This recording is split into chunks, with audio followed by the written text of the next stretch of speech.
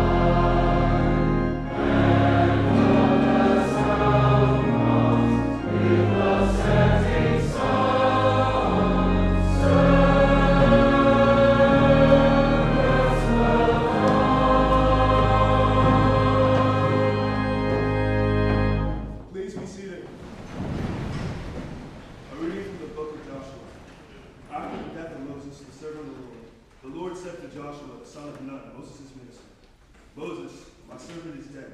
Now therefore arise, go over this Jordan, you and all his people, into the land which I am giving to them, to the people of Israel.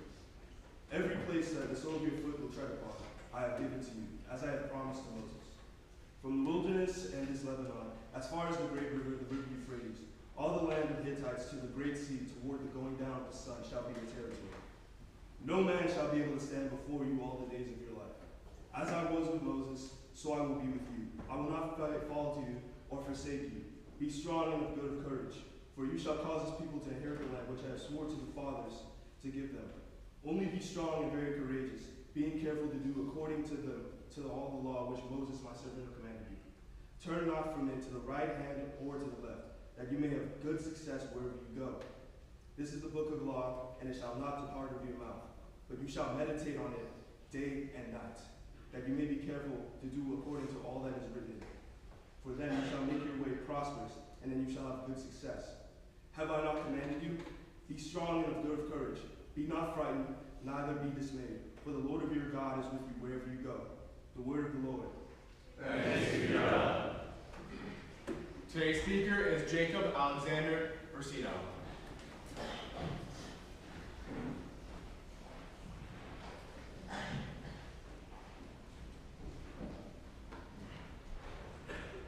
Good morning. Good morning. Like everyone else, I had a huge decision to make before I stepped in front of you all today. And that was, as you could have probably guessed, choosing something to talk about. I mean, there are plenty of things to choose from. I could have discussed the time I nearly got crushed by a tree in a car, my adventures around the world when I got stuck in Spain, or even the political and economic state of the world right now. But I wanted to do something that could be beneficial as many of you begin to enter adulthood. But before that, I want to start with a little game. More than likely, you've probably seen those would you rather videos comparing what looks to be two doors, or sometimes bedrooms and bathrooms, each containing their own benefits and aesthetics behind them. We're going to do something similar to that. I know it's going to be difficult this early in the morning, but for this game, you're going to have to be a little bit engaged. The rules are simple. I will describe two scenarios or doors, and after hearing both, I will call for anyone who preferred the first door to raise their hand, and then do the same for those who prefer the latter. However, before you all raise your hands, I will try and predict the majority of your answers here on this paper by either writing a 1 or a 2. Alright? Let's start with the first scenario. There are two doors in front of you.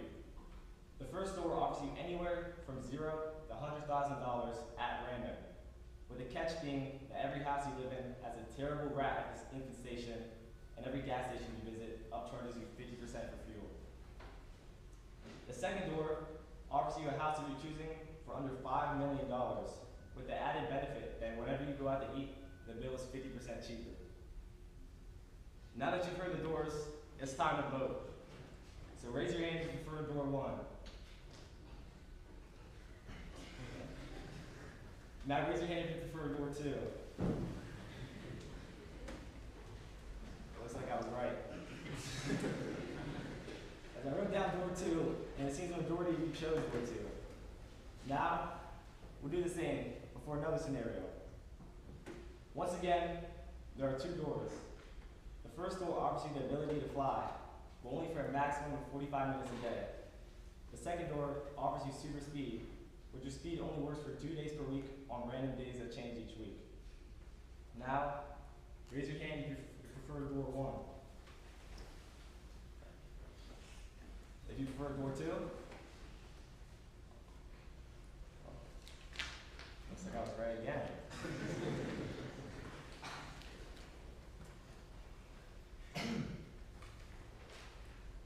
I'm not sure if you looked around and noticed, but as the questions went on, there was more divide among where people raised their hands, and the responses became less predictable. But why is that? Naturally, we all want to make the choice that we find best for ourselves. That is a rational decision. Rational choices are easier to predict and usually less risky, as we can place ourselves in the shoes of the individual, imagine their thought process, and be somewhat confident in the results of our pick. For the sixth formers in the crowd, when choosing your college, you likely factored in the costs, location, academics, etc., selecting based on what you believe was favorable for your present self and future self. Some of you may have prioritized overall happiness, others may have valued the academic programs more, or not chosen, or sports, but you all probably used some deductive reasoning. And although you may have not chosen the same college as everybody else, you rationally made a choice that you believed would be good for you. These rational decisions often take a lot of time to think about. For me, choosing a college was not as easy as it may have seemed. Factoring in social life, athletic life, academics, and the school's programs, I was conflicted between the few schools, as each had their purpose. However, I, along with many of you, eventually came to find what I believe was best for me. Although going our separate ways, we all demonstrated rational decision making. So, everyone acts rationally all the time. Wrong. Throughout your life, you've probably made numerous irrational choices and acted out of impulse on several occasions, taking risky and uneducated chances. For many, irrational choices are a result of unpredictability and an over-reliance on their intuition. Challenges can force people to act unnaturally, emotions can skew perception, and a lack of knowledge can lead people to taking a gamble. So, all irrational choices are bad, and all rational choices are good. Wrong again. Rational choices are necessary at times, as sometimes prior planning is unavailable, and you're forced to act on instinct. For instance, asking out someone you really like could be a risky bet, especially when you're typically not their type and they are in no rush for a partner. However, this irrational choice could lead you to successfully finding a date and even meeting the love of your life, resulting in a good outcome. On the contrary, someone acting rationally can make poor decisions as well. Imagine you, an innocent bystander, are in prison with a criminal who committed a crime and the cops lay out these rules. If you snitch on the person who committed the crime and they remain silent, you will be released and the criminal will serve 30 years in prison. But if you both remain silent or do not snitch, you will each serve 45 years in prison. However, the criminal is given the same proposition, with the catch being you will both serve life in prison if you point fingers at each other. Rationally, you may snitch on whoever committed the crime, as you are innocent and it is the most logical way to dismiss your sentence. However, the criminal, thinking identically, may choose the same, resulting in a worse outcome for both persons. In this scenario, your rationality acted against you.